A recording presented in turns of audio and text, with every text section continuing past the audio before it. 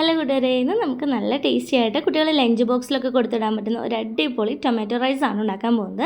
അപ്പോൾ അതെങ്ങനെയാണ് ഉണ്ടാക്കിയെടുക്കുന്നതെന്ന് നോക്കിയാലോ. അപ്പോൾ ഈ ഒരു ടൊമാറ്റോ റൈസ് നമുക്ക് എക്സ്ട്രാ കറികളുടെ ഒന്നും ആവശ്യമൊന്നുമില്ല കേട്ടോ. അപ്പോൾ ഇതിനായിട്ട് നമുക്ക് മെയിനായിട്ട് വേണ്ടത് തക്കാളി തന്നെയാണ്. അപ്പോൾ അതിന് ഞാനിവിടെ നല്ല പഴുത്ത 3 തക്കാളി എടുത്തിട്ടുണ്ട്. അതിന് നല്ലതുപോലെ കഴുകിയിട്ട് ചെറിയ പീസുകളാക്കി കട്ട് ചെയ്ത് മിക്സർ ജാറിലിട്ട് നല്ലതുപോലെ ഒന്ന് പേസ്റ്റാക്കി എടുക്കുന്നുണ്ട്. അങ്ങനെ പേസ്റ്റാക്കിയ തക്കാളി അവിടെ മാറ്റി വയ്ക്കുക. പിന്നെ ഞാനിവിടെ തക്കാളി ചോറ് ഉണ്ടാക്കിയെടുക്കുന്നത് ബസ്മതി റൈസിലാണ്. അപ്പോൾ ബസ്മതി റൈസ് ഞാൻ ആദ്യം കുറച്ച് ഉപ്പിട്ടിട്ട് ഒരു കപ്പ് ബസ്മതി റൈസിന് 2 കപ്പ് വെള്ളം ഒഴിച്ച് വേവിച്ച് വെച്ചിട്ടുള്ളതാണ്, വെള്ളം വറ്റിച്ചെടുത്തിട്ടുള്ളതാണ്. ഇപ്പോൾ സാധാരണ നമ്മൾ വീട്ടിലെടുക്കുന്ന ചോറ് തന്നെ ബാക്കി ഉണ്ടെന്നുണ്ടെങ്കിൽ അത് വെച്ചിട്ട് നമുക്ക് ഈ ഒരു തക്കാളി ചോറ് ഉണ്ടാക്കിയെടുക്കാം കേട്ടോ. ഇനി നമുക്കൊരു ചീഞ്ചട്ടിയിലോട്ട് 1 ടേബിൾ സ്പൂൺ ഓയിലും 1.5 ടേബിൾ സ്പൂൺ നെയ്യ് ഒഴിച്ച് ഒന്ന് ചൂടാക്കി എടുക്കണം. അത് നന്നായി ചൂടായി വരുമ്പോൾ അതിലേക്ക് കുറച്ച് കാഷ്നട്ട് ഇട്ട് കൊടുക്കും. കാഷ്നട്ട് ഓപ്ഷനിലാണ് കേട്ടോ, നിങ്ങളുടെ കയ്യിലുണ്ടെങ്കിൽ ഇട്ട് കൊടുത്താൽ മതി. അത് ഇട്ട് കൊടുത്താൽ നല്ല ടേസ്റ്റിയാണ്. പിന്നെ പീനട്ട് എന്തായാലും ചേർത്ത് കൊടുക്കണം കേട്ടോ, കാരണം അത് ഒരു മസ്റ്റായിട്ടുള്ള ഒരു സംഭവമാണ് നമ്മുടെ ഈ ഒരു ടൊമാറ്റോ റൈസിലെ. അപ്പോൾ ഞാൻ പീനട്ട് ഇട്ട് കൊടുത്തിട്ടുണ്ട്. ഇനി ഇത് രണ്ടും നല്ലതുപോലെ ഒന്ന് വറുത്തെടുക്കണം. കാഷ്നട്ടിൻ്റെ കളറൊക്കെ ഒന്ന് ചേഞ്ച് ആയിട്ട് ഒരു ഗോൾഡൻ ബ്രൗൺ കളർ ആകുമ്പോൾ അതെടുത്ത് നമുക്ക് ആദ്യം തന്നെ മാറ്റാം. പീനട്ടും നല്ലതുപോലെ ഒന്ന് ഫ്രൈ ആക്കി എടുക്കണം കേട്ടോ. അപ്പോൾ പീനട്ടും കുറച്ച് നേരം കൂടി ഒന്ന് ചൂടാക്കി എടുത്തു കഴിഞ്ഞാൽ അതും വറുത്ത് കിട്ടും. അപ്പോൾ അത് ആ പീനട്ടിൻ്റെയും കളറൊക്കെ ചേഞ്ചായി വന്നു തുടങ്ങിയിട്ടുണ്ട്.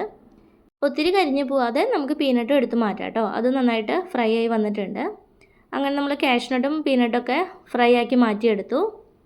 ഇനി നമുക്ക് ആ ചൂടായ ഓയിലിലോട്ട് ചേർത്ത് കൊടുക്കുന്നത് കുറച്ച് കടലപ്പരിപ്പാണ്. പിന്നെ കുറച്ച് ഉഴുന്നും പരിപ്പ് ഇട്ട് കൊടുക്കുന്നുണ്ട്. ഉഴുന്നും പരിപ്പ് മുഴുവനോടെ ഉണ്ടെങ്കിൽ അത് ചേർത്ത് കൊടുക്കാം. ഞാനിപ്പോൾ സ്പ്ലിറ്റഡ് ആണ് ചേർത്ത് കൊടുത്തിട്ടുള്ളത്. പിന്നെ ചേർത്ത് കൊടുക്കുന്നത് പട്ടയാണ്, 2 ചെറിയ പീസ് പട്ട. പിന്നെ ഏലക്കായ ഒരു 2-3 എണ്ണം ചേർത്ത് കൊടുക്കാം. പിന്നെ വേണ്ടത് ഗ്രാമ്പു ആണ്. ഗ്രാമ്പു ഒരു 4 എണ്ണം ചേർത്ത് കൊടുക്കുക. പിന്നെ ബേ ലീഫ്. ഇത്രയും ചേർത്തിട്ട് ഈ മസാലയൊക്കെ ഒന്ന് ചൂടാക്കി എടുക്കണം. അത് നല്ലതുപോലെ ഒന്ന് മൂത്ത് വരണം കേട്ടോ. കടലപ്പരിപ്പും അതുപോലെ ഉഴുന്നും പരിപ്പും ഒക്കെ നന്നായിട്ട് ഒന്ന് ഒരു ഗോൾഡൻ ബ്രൗൺ കളർ ആവുന്ന വരെ നമുക്ക് ഒന്ന് കളർ ചേഞ്ച് ആവുന്ന വരെ ഒന്ന് വറുത്തെടുക്കുക. അങ്ങനെ മൂപ്പിച്ചെടുത്തതിന് ശേഷം നമുക്ക് അതിലേക്ക് ഇനി വറ്റൽമുളക് 2 എണ്ണം, അതുപോലെ ഓരോരുത്തരുടെ എരിവിനനുസരിച്ച്, ഇപ്പോൾ കുട്ടികൾക്ക് കൊടുക്കാനൊക്കെ ആണെന്നുണ്ടെങ്കിൽ ഇത്രയും മുളക് ചേർത്ത് കൊടുക്കണ്ട കേട്ടോ. ഞാനിപ്പോൾ കുറച്ച് എരിവിലാണ് ഉണ്ടാക്കുന്നത്, അതുകൊണ്ടാണ് 3 പച്ചമുളക് നടുക്കി കയറിയത് ചേർത്ത് കൊടുത്തത്. പിന്നെ ഇഞ്ചി വെളുത്തുള്ളി പേസ്റ്റ് 1 ടീസ്പൂൺ, 1 തണ്ട് കറിവേപ്പില, ഇത്രയും ചേർത്ത് നല്ലതുപോലെ ഒന്ന് മൂപ്പിച്ചെടുക്കുക. അപ്പോൾ കുട്ടികൾക്ക് എരിവ് കുറച്ചിട്ട് ഉണ്ടാക്കി കൊടുത്താൽ മതി കേട്ടോ. ഒരു പച്ചമുളക് അങ്ങനെ ചേർത്ത് കൊടുത്താൽ മതി. അത് ഓരോരുത്തരുടെ എരിവിനനുസരിച്ച് ചേർത്ത് കൊടുക്കാം. ഞാനിതിപ്പോൾ കുറച്ച് എരിവിലാണ് ഉണ്ടാക്കിയെടുക്കുന്നത്. അതിനുശേഷം അതെല്ലാം മൂത്ത് വന്നു കഴിയുമ്പോൾ 2 മീഡിയം വലുപ്പത്തിലുള്ള സവാള പൊടിയായിട്ട് അരിഞ്ഞത് നമുക്ക് ചേർത്ത് കൊടുത്ത് നല്ലതുപോലെ ഒരു മീഡിയം ടു ഹൈ ഫ്ലെയിമിലിട്ട് സവാളയൊക്കെ നല്ല ട്രാൻസ്പെറൻ്റ് ആവുന്നത് വരെ ഒന്ന് വഴച്ചെടുക്കണം. ഇപ്പോൾ സവാളയുടെയൊക്കെ കളറൊന്ന് ചേഞ്ച് ആയി തുടങ്ങിയിട്ടുണ്ട്, ട്രാൻസ്പെറൻ്റ് ആയി തുടങ്ങിയിട്ടുണ്ട്. അങ്ങനെ സവാളയും നല്ലതുപോലെ മൂത്ത് വന്നു കഴിഞ്ഞ് മാത്രമാണ് നമ്മളതിലേക്ക് തക്കാളി അരച്ചത് ചേർത്ത് കൊടുക്കുക കേട്ടോ. അപ്പോൾ സവാളയൊക്കെ നല്ലതുപോലെ റെഡിയായി വന്നു. ഇനി അതിലേക്ക് നമ്മൾ ആദ്യം അരച്ചു വെച്ചിട്ടുള്ള തക്കാളി ചേർത്ത് കൊടുക്കുകയാണ് കേട്ടോ. ഇനി നമുക്ക് മീഡിയം ടു ഹൈ ഫ്ലെയിമിലിട്ടിട്ട് തക്കാളിയുടെ വെള്ളമൊക്കെ ഒന്ന് വറ്റി അത് നന്നായിട്ടൊന്ന് വെന്ത് വരണം. ആ ഒരു തക്കാളിയുടെ ആ ഒരു പേസ്റ്റൊക്കെ നന്നായിട്ട് വെന്ത് വരണം. അതുവരെ നമുക്ക് ഇതൊന്ന് ഇളക്കി കുക്ക് ചെയ്തെടുക്കാം. അങ്ങനെ കുറേശ്ശെയായിട്ട് നമ്മുടെ തക്കാളി പേസ്റ്റിൻ്റെ വെള്ളമൊക്കെ വറ്റി വന്നിട്ടുണ്ട്. കുറേശ്ശെ അതിലെ ഓയിലിങ്ങനെ തെളിഞ്ഞ് വരുമ്പോൾ നമുക്ക് തീ ലോ ഫ്ലെയിമിലേക്ക് മാറ്റാം.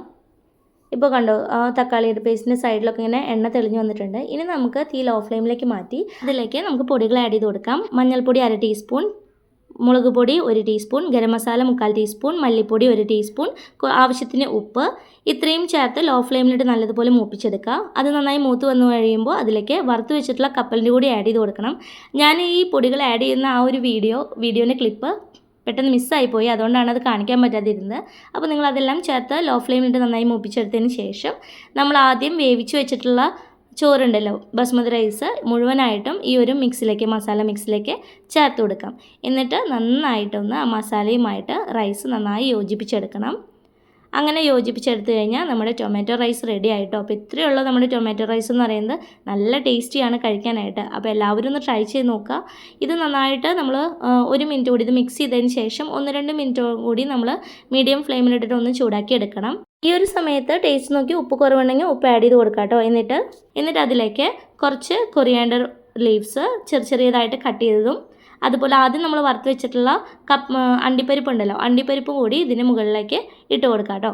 എന്നിട്ട് നമുക്ക് ചൂടോട് കൂടി തന്നെ സെർവ് ചെയ്യാം. നല്ല ടേസ്റ്റിയാണ് കഴിക്കാൻ. അപ്പോൾ ഇതിൻ്റെ കൂടെ ഇനി നമുക്ക് എക്സ്ട്രാ കറികളുടെ ഒന്നും ആവശ്യമൊന്നുമില്ല കേട്ടോ. ഇത് കാണുന്നത് പോലെ തന്നെ കഴിക്കാനും അടിപൊളിയാണ്.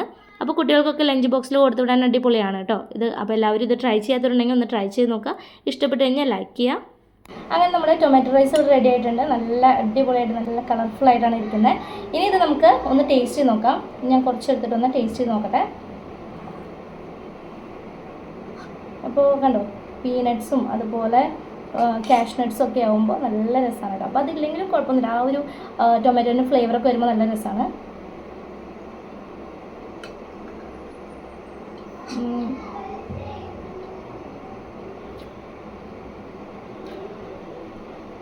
അടിപൊളിയാണ്.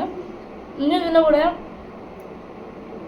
കൂടെ വേറെ ഒരു കറിയുടെയും ആവശ്യമില്ല കേട്ടോ. നല്ല ടേസ്റ്റിയാണ്.